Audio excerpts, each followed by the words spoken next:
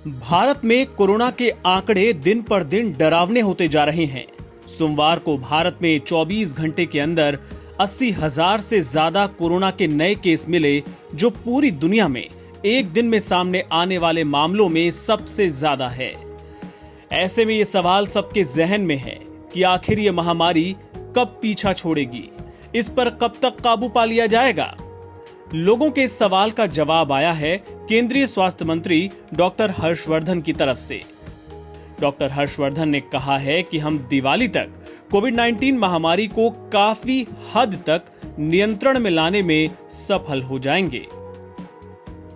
अनंत Kumar foundation द्वारा आयोजित nation first web seminar में केंद्रीय मंत्री ने कहा कि डॉक्टर देवी प्रसाद शेट्टी और डॉक्टर सीएन मंजुनाथ जैसे विशेषज्ञ इस बात से संभवतः सहमत होंगे कि कुछ वक्त बाद ये भी अतीत में आए अन्य वायरस की तरह सिर्फ स्थानीय समस्या बनकर रह जाएगा।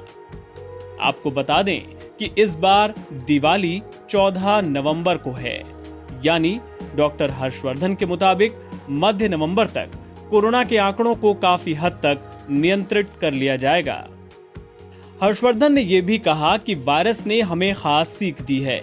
इसने हमें सिखाया है कि अब कुछ नया होगा जो सामान्य होगा, और हम सबको अपनी जीवन शैली को लेकर ज्यादा सावधान और सजग रहना होगा।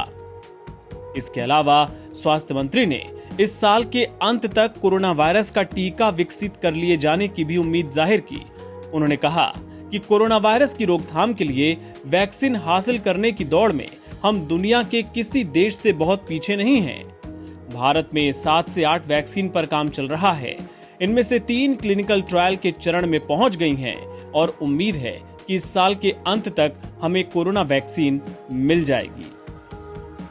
दिवाली तक कोरोना को काबू में करने के हर्षवर्धन के इस दावे पर सोशल मीडिया पर सवाल भी खड़े हो रहे हैं।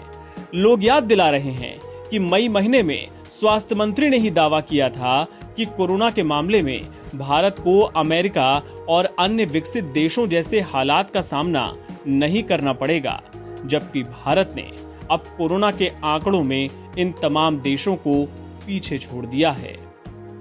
गौरतलब है कि भारत में अभी 36 लाख से ज्यादा कोरोना के केस हो चुके हैं, जबकि ब्राजील में ये आंकड़ा 38.50 लाख के पार है।